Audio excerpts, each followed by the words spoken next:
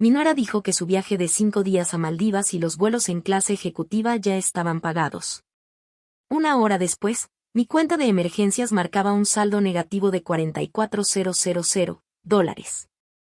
Me quedé sola en la cocina, sosteniendo la vieja taza de té que mi esposo me había regalado alguna vez, preguntándome en qué momento mi amor por ellos se convirtió en su permiso para tomar lo que quisieran.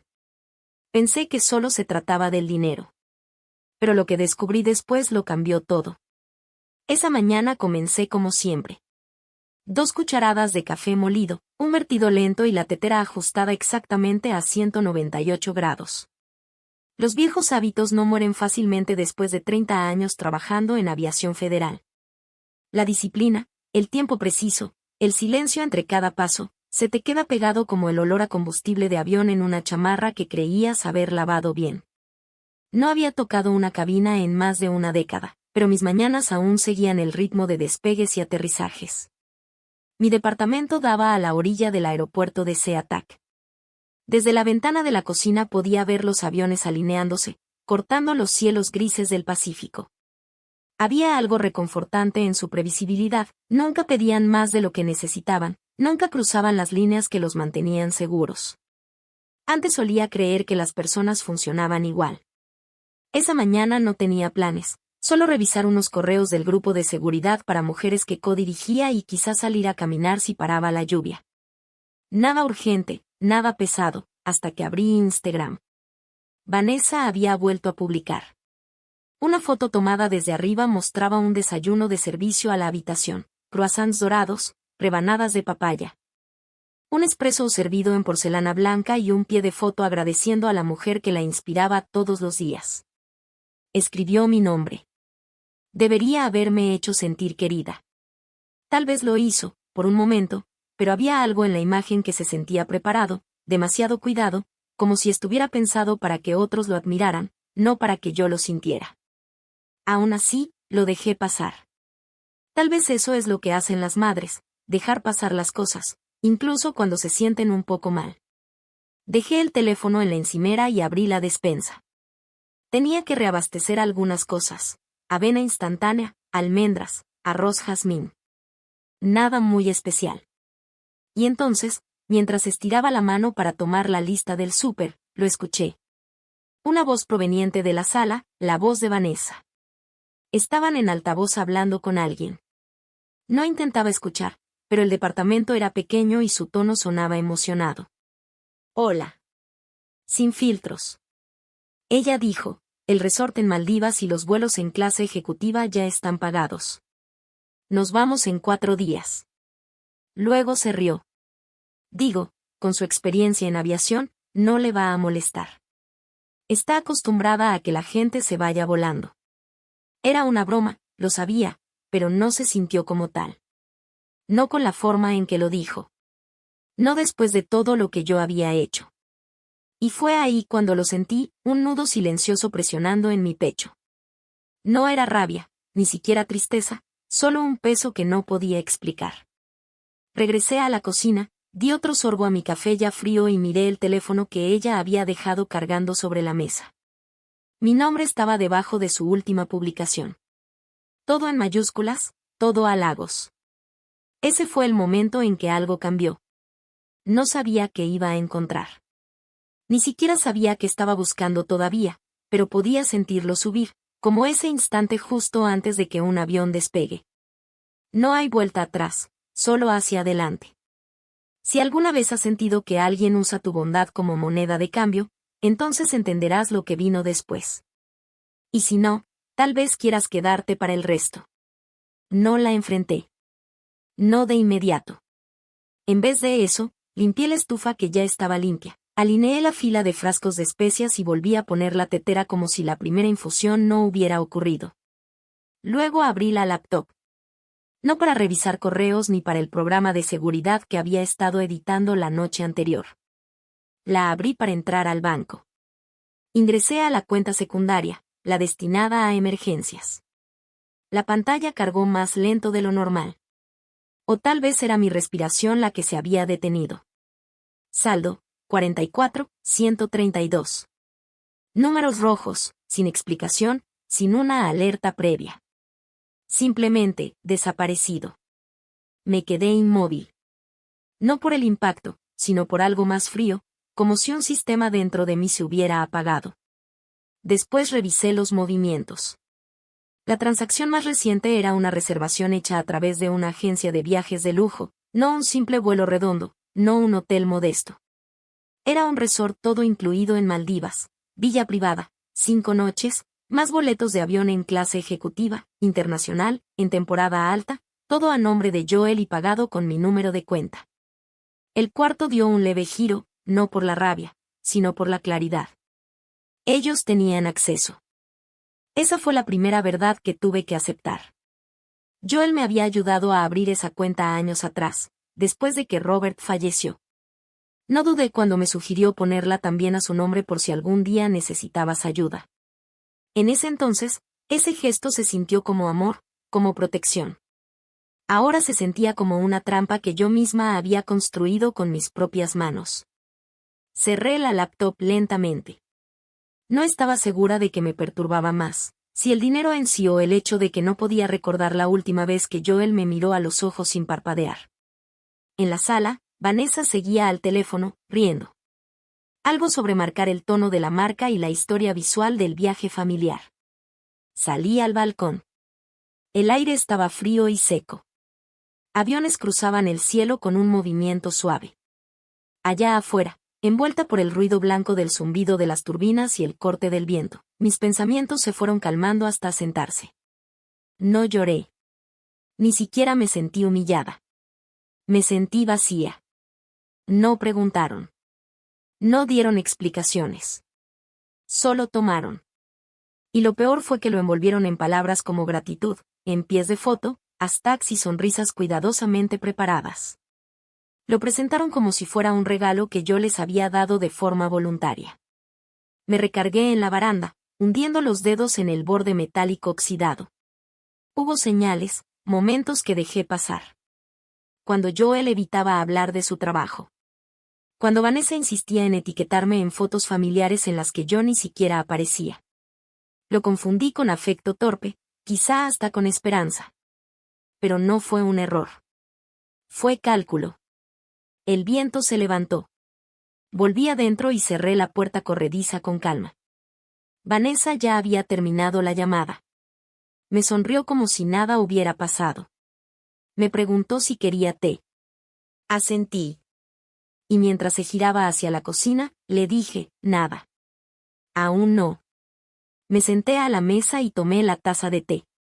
Era parte del juego de porcelana que Robert y yo compramos en nuestro aniversario número 25. Tenía una pequeña grieta en la base desde que la dejé caer hace años, pero nunca tuve el corazón para tirarla. Pasé el pulgar por el borde y luego la dejé sobre la mesa. Esto no se trataba solo de un viaje. Se trataba de un permiso que nunca pidieron, de una línea que cruzaron sin siquiera mirar atrás.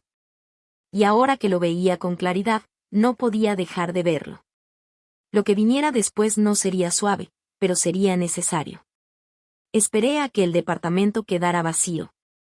Vanessa tenía una sesión de fotos esa tarde para su podcast de bienestar.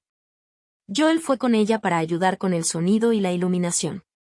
Salieron alrededor de las 2. Su perfume quedó flotando en el pasillo, demasiado dulce, demasiado artificial para confiar en él. El silencio después de que cerraron la puerta se sintió distinto. No era un silencio pacífico ni solitario. Era agudo, quirúrgico, como el que se escucha en un hangar cuando el mecánico apaga todos los motores y, por fin, puedes oír el zumbido de tus propios pensamientos. Abrí el cajón debajo del librero y saqué la pequeña caja ignífuga que no había tocado en años. Dentro, todo seguía exactamente donde lo había dejado, la vieja USB que Joel había configurado, los documentos de enrutamiento de la cuenta de emergencias. El acceso de respaldo y la carpeta con las iniciales de Robert escritas de mi puño y letra. No buscaba venganza. Buscaba registro. Esa cuenta no era un simple fondo de uso libre. Era el resultado de años de ahorro estructurado, bonos que guardé, viáticos de viaje que nunca utilicé, una pequeña indemnización del seguro de vida después de que Robert murió. Estaba pensada para ser invisible, silenciosa. Algo para el peor escenario que esperaba nunca llegara. y ahora, sin una palabra, la había vaciado. Encendí la vieja laptop, esa que Joel juraba que ya debía jubilar, pero que nunca tuve el corazón para tirar. Arrancó lentamente, la pantalla parpadeó una vez antes de estabilizarse.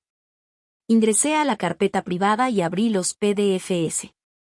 El nombre de Joel estaba ahí. Figuraba como firmante secundario. Él fue quien envió los formularios de firma digital en su momento.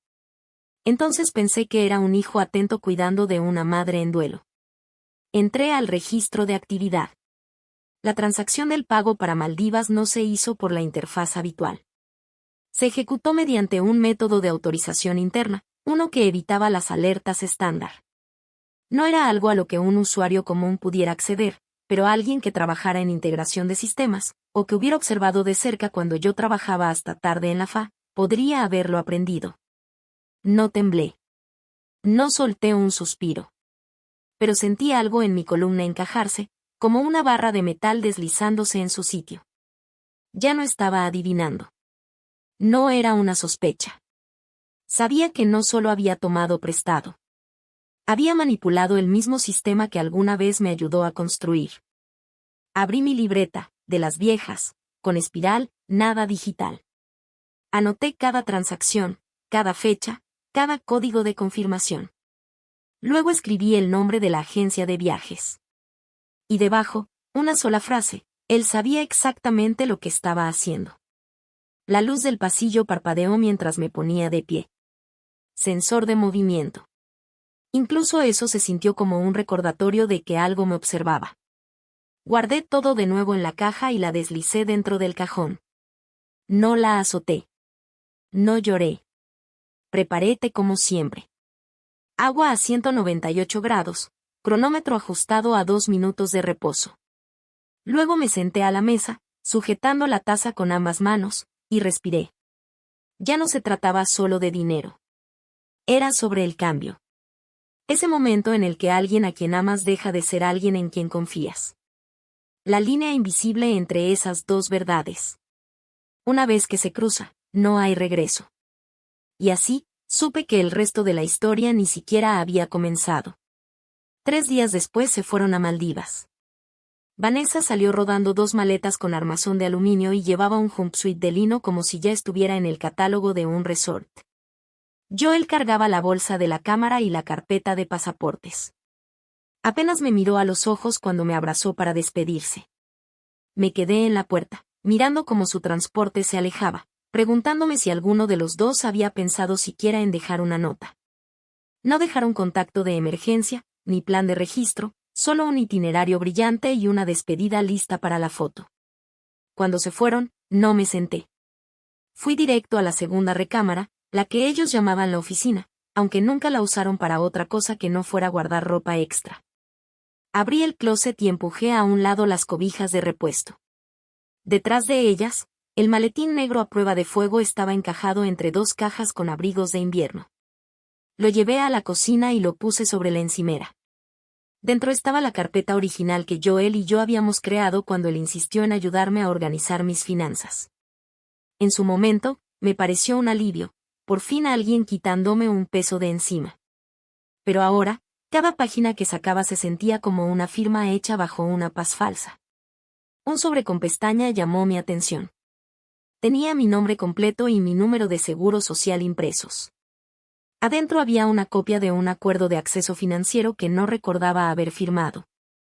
Al menos, no en ese formato. La firma al final se parecía a la mía, pero estaba escaneada, no era original. Lo supe porque la cola de la E en Norwood estaba ligeramente curvada hacia adentro, un rasgo que ya no tenía desde hacía años. Dejé el documento a un lado. Luego abrí mi correo electrónico. Esta vez no buscaba solo respuestas.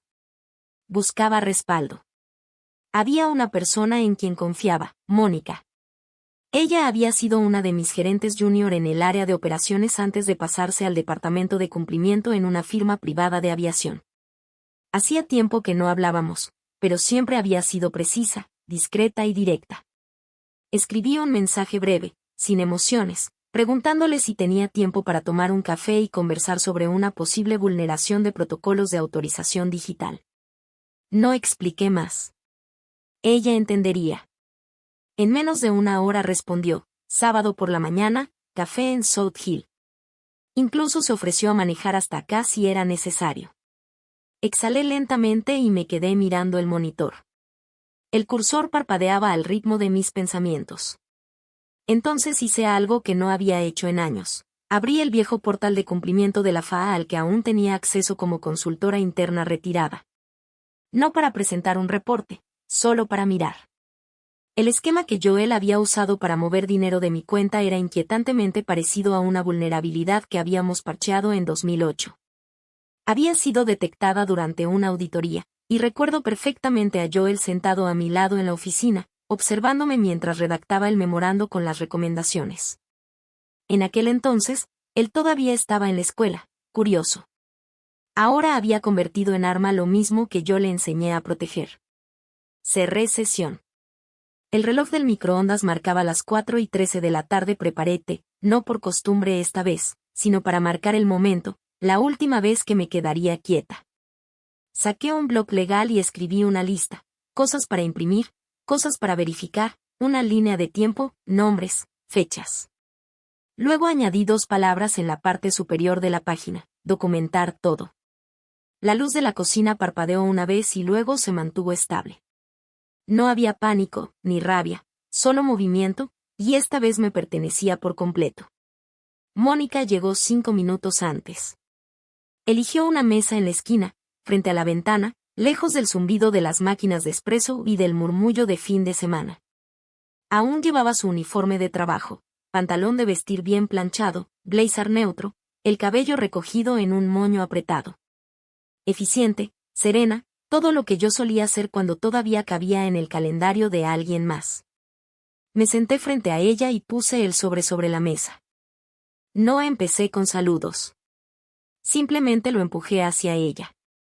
Lo abrió sin decir nada, revisó cada página una vez, luego otra, y después se puso los lentes para leer por tercera vez la fecha de la firma digital.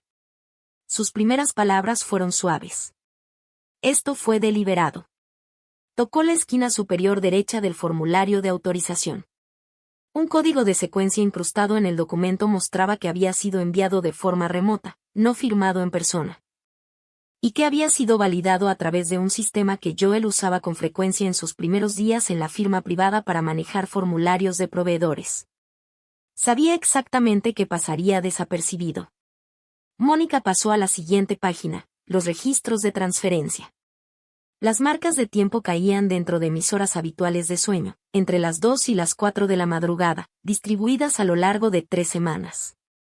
No lo tomó todo de golpe. Fue vaciándolo poco a poco, con cuidado, justo por debajo del umbral de alerta cada vez. Vi cómo la boca de Mónica se tensaba. Ya no estaba viendo solo números. Estaba leyendo un patrón, un método, una elección. Cuando terminó, cerró la carpeta y entrelazó las manos. ¿Qué quieres hacer ahora?, me preguntó. Yo ya había hecho la lista. Pero, con su presencia a mi lado, el plan dejó de sentirse como teoría y empezó a sentirse como aire. Le dije que no me interesaba demandar. No todavía. Primero necesitaba tener todo documentado, respaldado, revisado con los filtros adecuados. Si iba a haber un enfrentamiento, quería que se sostuviera en hechos, no en emociones. Y si llegaba a un juicio, debía asegurarme de tener no solo evidencia, sino claridad. Mónica asintió una sola vez. Sacó un bloc legal y empezó a trazar un mapa de cadena de custodia. Su pluma se movía como bisturí. Cada flecha, cada línea punteada cortaba limpio la neblina. Trabajamos en silencio durante la siguiente hora, cruzando los registros bancarios con las publicaciones con sello de hora que Vanessa había subido esos mismos días. Comparando fechas de viaje con los códigos de autorización de Joel, aislando inconsistencias, cualquier cosa que probara un mal uso del acceso. En un momento, Mónica levantó la vista y me preguntó si todavía tenía la computadora portátil original que Joel había configurado para mí. Le dije que sí. Sonrió y comentó que podría ayudar a establecer la ventana de la primera intrusión. Cuando terminamos, guardó todo en su maletín y me dejó una nueva hoja de instrucciones. Protocolo de respaldo, aplicación de mensajería segura. Recomendaciones para un abogado local especializado en manipulación financiera contra adultos mayores. Se sentía raro que me trataran como un caso de estudio, pero también era como ser vista de verdad. Salí del café justo cuando las nubes empezaban a juntarse. El aire olía a metal seco y pavimento. Se venía una tormenta, y no solo afuera, también adentro. Esa noche, ya en casa, no encendí una vela ni puse música. Me senté en silencio, leyendo cada archivo de nuevo, no para recordar, sino para recordarme que yo seguía siendo quien decidía lo que vendría después. Y, alrededor de la medianoche, escribí una sola frase al final de mi blog legal: todo esto lo aprendió de mí. Ahora le voy a enseñar otra cosa. Regresaron de Maldivas tarde, un miércoles. Escuché la llave en la cerradura poco después de las 9. Sus voces sonaban ligeras, un poco cansadas, con ese tono de lujo desgastado que la gente trae después de unas vacaciones que no se han ganado. Me quedé en mi cuarto con las luces apagadas. No estaba escondida, estaba observando. Desempacaron en la sala. Vanessa empezó a hablar de la humedad, del sorbete de mango, de cómo en el resort ponían música en la alberca por la noche. Joel murmuró algo sobre los usos horarios que le traían la cabeza revuelta. Escuché el clic de la máquina de hielo y el crujido bajo del sofá cuando él se dejó caer. Luego vino la parte que había estado esperando. Vanessa preguntó si había revisado el correo. Dijo que estaba por llegar la confirmación para el paquete de sesión fotográfica en la villa. Joel le recordó que transfiriera el pago final antes del viernes. Ella se rió y dijo que había usado la tarjeta compartida. Anoté la hora en mi libreta, 9:41 de la noche. A la mañana siguiente, me levanté antes que ellos, preparé el café como siempre, y luego caminé las 8 cuadras hasta el centro de copiado cerca de la plaza de la esquina. Imprimí 3 carpetas, una para mis archivos personales, una para Mónica y una más, sellada en un sobremanila, para Joel. La dejé en su escritorio. Sin nota, sin explicación. Al mediodía, seguía intacta. A las 5, igual. Pero a las 7:28, el departamento se volvió silencioso de esa forma densa, cargada, cuando la energía cambia y sabes que alguien encontró algo que nunca debía ver. No tocó la puerta, no dijo nada, solo se quedó de pie en el pasillo por mucho rato. Cuando finalmente pasé junto a él rumbo a la cocina, me miró. Su rostro no estaba enojado, estaba pálido, demacrado, casi encogido. Serví un vaso de agua, tomé un sorbo y le dije que iba a transferir el contrato del departamento. No de inmediato, pero pronto. Ya había encontrado otro lugar, más cerca del lago, más pequeño, más tranquilo. Tendría que empezar a hacer planes. Seguía sin decir palabra. Así que continué. Le dije que había hablado con un abogado, que había registros digitales, discrepancias en las firmas y documentos financieros que mostraban accesos no autorizados, que aún no había presentado cargos formales. Pero lo haría si algo más desaparecía. Entonces lo miré directo a los ojos por primera vez desde que regresaron, y pronuncié su nombre una sola vez. Con calma, firme. No importaba si se disculpaba o no. El daño no solo estaba hecho, estaba documentado. Regresé a mi habitación, cerré la puerta con suavidad y lo dejé ahí, en el pasillo, todavía sosteniendo el sobre como si fuera radiactivo. Esa noche, Vanessa no publicó nada. Ni fotos de yoga, ni consejos de bienestar, ni frases al atardecer. Y, por primera vez en meses, el departamento se sintió quieto. No en paz, todavía, pero sí honesto. Y a veces es ahí donde debe empezar la reparación, no en el perdón, sino en los hechos de los que nadie puede huir. Los días siguientes pasaron con un ritmo extraño. Joel se mantuvo callado. No solo conmigo, también con Vanessa. Noté el cambio de inmediato, dejó de corregirla en detalles mínimos, de revisar 2 veces los textos de sus publicaciones antes de que ella los subiera. Pasaba más tiempo en silencio, miraba menos su teléfono, dormía hasta más tarde. Vanessa intentó actuar como si todo estuviera bien. Siguió interpretando su papel de siempre, compartiendo fotos del viaje, publicando una historia sobre alineación emocional y grabándose preparando té de cúrcuma en una bata de seda. pero hasta eso empezó a sentirse forzado. Los comentarios en sus publicaciones bajaron. Un par de seguidores preguntaron por el viaje, 1 o 2 insinuaron que algo no estaba bien. Ella lo ignoró, claro. Vanessa era experta en pasar por alto lo que no le convenía. Pero una tarde la escuché alzar la voz detrás de la puerta. Estaba amortiguado, pero el filo se notaba. Le reclamaba a Joel por qué no había enviado los archivos al patrocinador, por qué el pago no se había procesado, por qué no respondía a los mensajes de su agente. Murmuró algo que no alcancé a entender. Ella se volvió más cortante, diciendo algo sobre cómo su próxima colaboración dependía de cumplir con lo prometido. Luego llegó el silencio. No el simple espacio entre palabras, sino ese que se instala en las paredes, en los muebles, en el mismo aire que se respira. Me quedé en mi cuarto, no para esconderme, sino para dejar que todo cayera en su lugar sin mi intervención. Esa misma tarde hice una llamada. Reservé un pequeño departamento junto al lago, en el segundo piso de un conjunto modesto propiedad de un ingeniero retirado y su esposa. Nada lujoso, pisos de madera bien cuidados, una ventana orientada al este y el espacio suficiente para una persona que ya no tenía que demostrarle nada a nadie. Fijé la mudanza para el 1 del mes. Cuando regresé al departamento, Joel estaba sentado en la mesa, con la misma carpeta abierta frente a él. Los documentos estaban ordenados con cuidado, como si intentara memorizarlos. No levantó la vista cuando entré, solo preguntó si lo odiaba. No respondí. No por crueldad, sino porque esa pregunta no merecía respuesta. Pasé junto a él, tomé un vaso del gabinete, me serví agua y regresé a mi cuarto. Más tarde esa noche, escuché el sonido de cajones abriéndose, pasos suaves, el ruido de alguien empacando. Se estaba preparando para algo. No pregunté qué. A la mañana siguiente, encontré una nota sobre la barra de la cocina. Joel se había ido a quedarse en casa de un amigo por un tiempo. No decía cuánto, solo que necesitaba espacio. Vanessa no lo mencionó ni una sola vez. Siguió grabando, cocinando, curando sus publicaciones, pero noté que posteaba menos.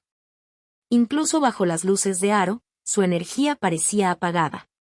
Y yo empecé a revisar las cajas que había pospuesto por años, las cosas que Robert y yo habíamos guardado, las cartas de colegas, los diarios que comencé y nunca terminé.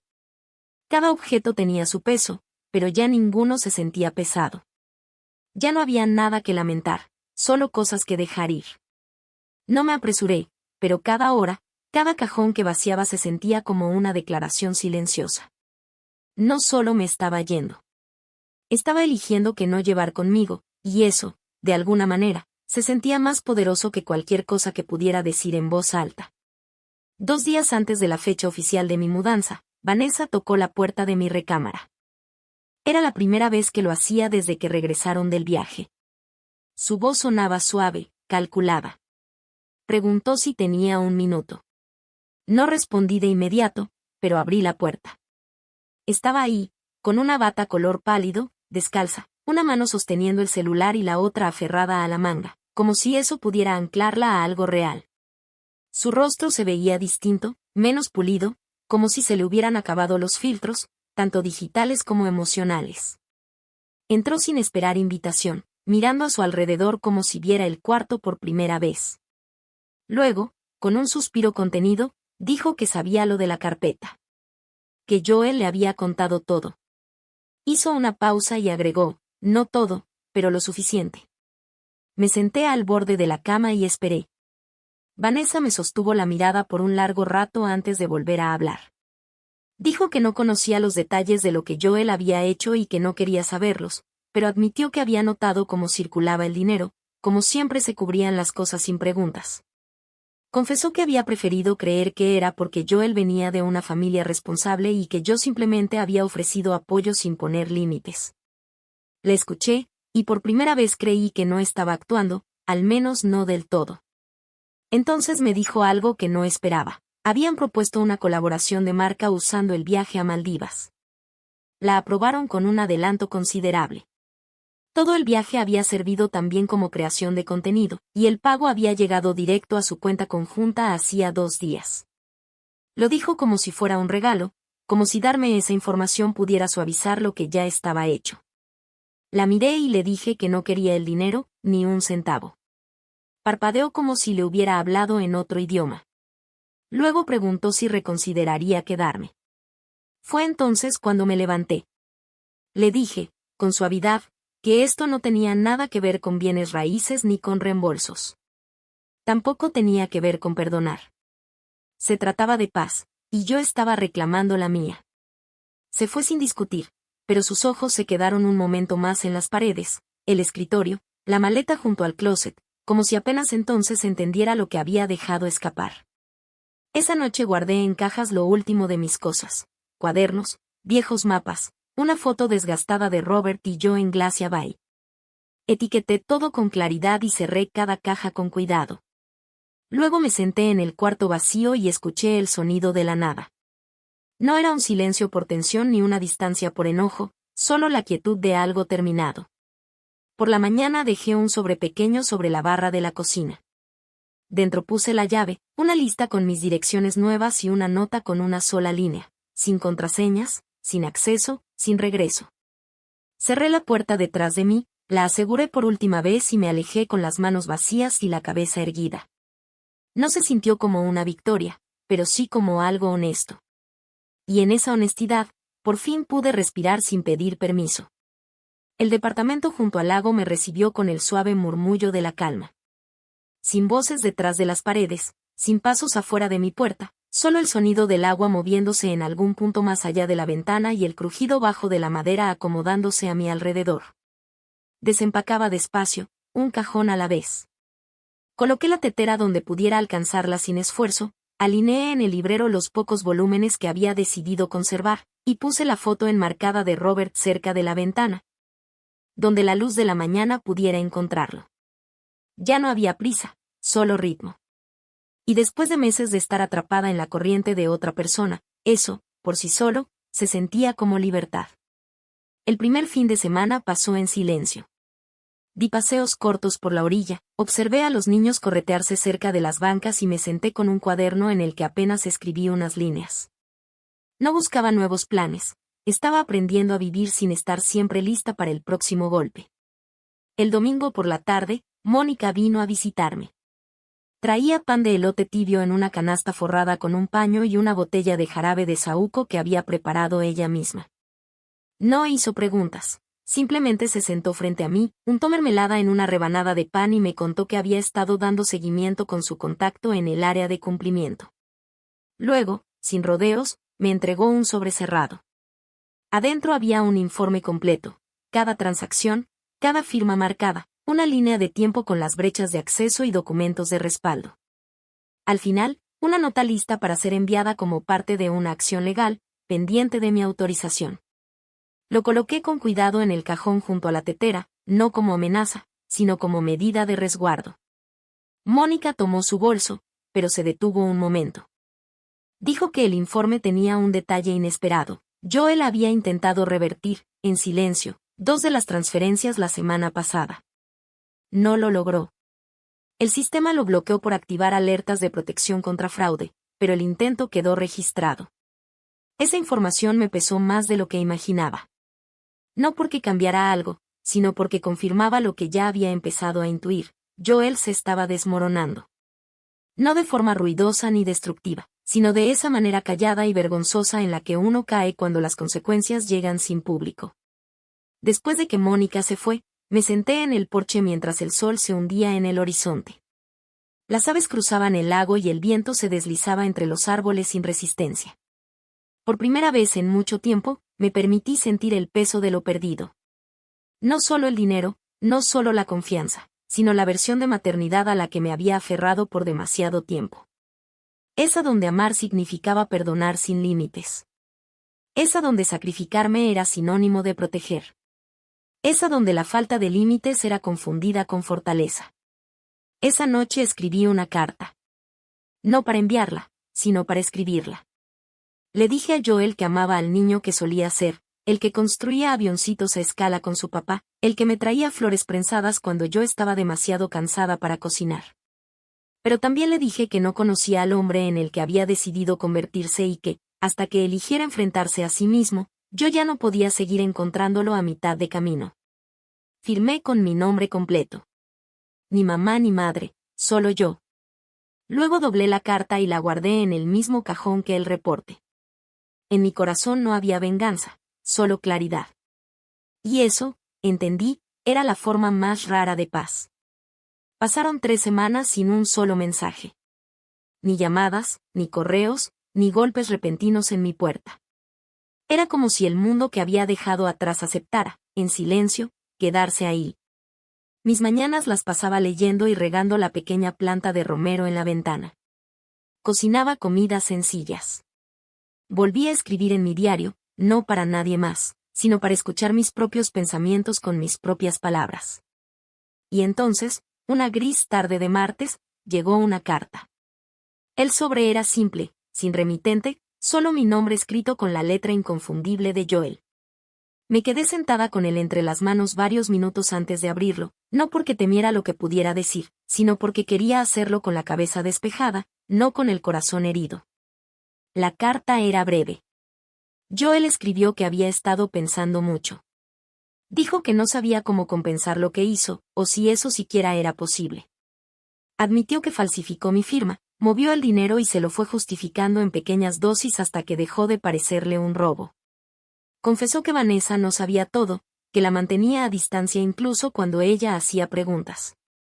Y entonces escribió algo que me golpeó más fuerte que todo lo demás. Dijo que no buscaba mi perdón, que solo quería que supiera que, por fin, entendía por qué me había alejado.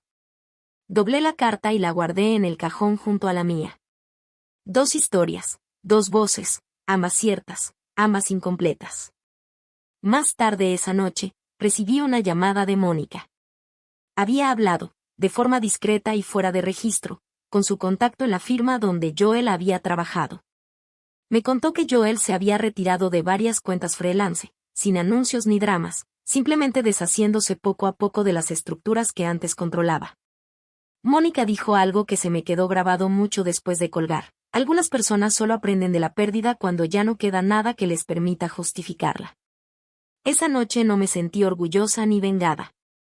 Me sentí en silencio. Y en ese silencio, por fin vi en qué se había convertido todo esto. No era una caída en desgracia, sino un desprendimiento. Los papeles que había sostenido durante décadas madre, proveedora, protectora se habían resquebrajado bajo la presión. Lo que quedaba no era debilidad, sino algo más claro, la versión de mí que podía mirarse al espejo y ya no sentir culpa por elegir la paz. 2 días después, preparé una pequeña bolsa y conduje hacia el norte. No muy lejos, solo un tramo corto de costa donde los árboles se abrían a acantilados y senderos curvados como preguntas suaves, esperando respuesta. Me hospedé en una posada sencilla, pasaba las mañanas viendo a las aves marinas lanzarse al agua gris azulada y las tardes escribiendo entradas breves en mi diario, más reflexiones que recuerdos. No había prisa por volver, nada que me jalara con urgencia. Por primera vez en años, no sentía tensión en el pecho, ni necesidad de explicarme, ni la esperanza callada de que alguien viera mi dolor y lo considerara digno. Estaba simplemente donde estaba, entera, curtida y todavía aquí. Y, de alguna manera, eso se sentía como el inicio de algo, no una historia nueva, sino un capítulo más profundo que había esperado vivir todo este tiempo. Era finales de otoño cuando regresé al departamento junto al lago. Los árboles ya habían perdido la mayoría de sus hojas, dejando ramas desnudas que se extendían hacia el cielo gris como recordatorios silenciosos de todo lo que debe caer antes de la primavera. Entré, dejé mi bolso junto a la puerta y me quedé de pie en la quietud. El lugar tenía un aroma que ya asociaba con la paz, cedro, un tenue rastro de café molido y el eco suave de mi propia respiración. La carpeta seguía en el cajón. También la carta que yo había escrito y la respuesta de Joel. No la saqué. No lo necesitaba. Ese capítulo ya no requería releerse.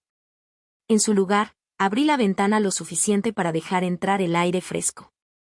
Me envolví en una cobija, me senté en la pequeña mesa junto a la ventana y observé el agua ondear suavemente bajo el viento. Era una tranquilidad serena, sin clímax, solo presencia. A la mañana siguiente caminé hasta la cooperativa a unas cuadras de ahí. La cajera me reconoció. Sonrió y me preguntó si había estado fuera. Le dije que sí, pero que ahora estaba de regreso por un tiempo, quizá más. Me entregó un volante de un grupo local para compartir habilidades, personas mayores enseñándose entre sí lo básico sobre presupuestos, tecnología y cómo manejar seguros. Lo guardé en el bolsillo sin pensarlo mucho. Esa noche lo encontré mientras desempacaba. Me quedé mirando el papel un buen rato. Luego tomé el teléfono y marqué el número al final. La mujer que contestó sonaba de mi edad. Dijo que se reunían 2 veces al mes en el anexo de la biblioteca. Le conté que antes trabajaba en cumplimiento de normas. Hizo una pausa y luego rió quedito, diciendo que eso me volvía una joya rara. 2 semanas después, estaba sentada en una mesa redonda con 5 mujeres y un hombre callado llamado Will. Eran amables, nada entrometidos. Hablaban abiertamente de sus frustraciones con Medicare, de formularios digitales confusos, incluso de hijos que presionaban demasiado para obtener el poder notarial. No les conté todo, pero sí lo suficiente. Les hablé de lo que significa amar a alguien que cruza un límite, de poner barreras demasiado tarde, de aprender a decir no sin explicar toda la historia. Nadie interrumpió, nadie minimizó. Cuando terminé, una de las mujeres asintió y dijo en voz baja: «Mantuviste tu dignidad. Eso no es poca cosa». Después de la sesión, me quedé para ayudar a apilar las sillas. Will se ofreció a llevar la caja con los formularios sobrantes hasta mi coche. Mientras caminábamos, me preguntó si planeaba volver la próxima vez. Le dije que sí, y lo decía en serio. Esa noche, mientras me cepillaba los dientes, me vi reflejada en el espejo del baño. Mi cabello se había llenado de más canas en el último año, pero mis ojos se veían más claros. Ya no veía a una mujer que había perdido algo, sino a una que finalmente había dejado de entregarse por completo. Y en esa verdad silenciosa, apagué la luz y me fui a dormir. No hubo fantasmas siguiéndome, ni voces rondando, solo respiración y descanso, y el ritmo sereno de una vida que ya no compartía con la traición. El invierno que siguió fue la temporada más tranquila que había vivido en años. La nieve llegó tarde, suave y ligera, acariciando los techos sin peso. Pasaba la mayoría de las mañanas viéndola derretirse en la orilla del lago, formando senderos silenciosos entre las rocas, como el tiempo deslizándose sin alboroto. No volví a saber de Joel.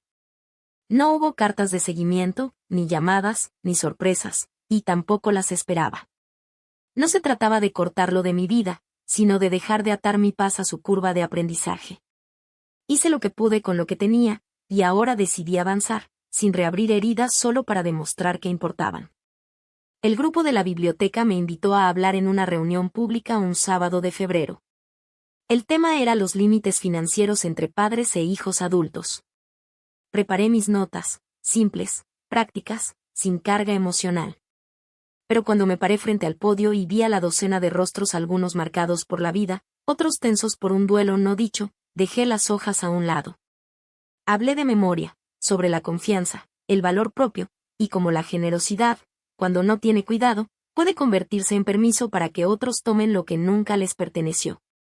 Al terminar, una mujer en la segunda fila se secó los ojos y susurró: «Gracias». Y eso, por sí solo, fue suficiente. Esa noche, caminé de regreso a casa bajo un cielo lleno de estrellas. Sin ruido, sin peso, solo el suave crujir de la nieve bajo mis botas y la certeza tranquila de que había atravesado algo. No rota, no amarga, solo despierta. El departamento se sentía cálido cuando regresé.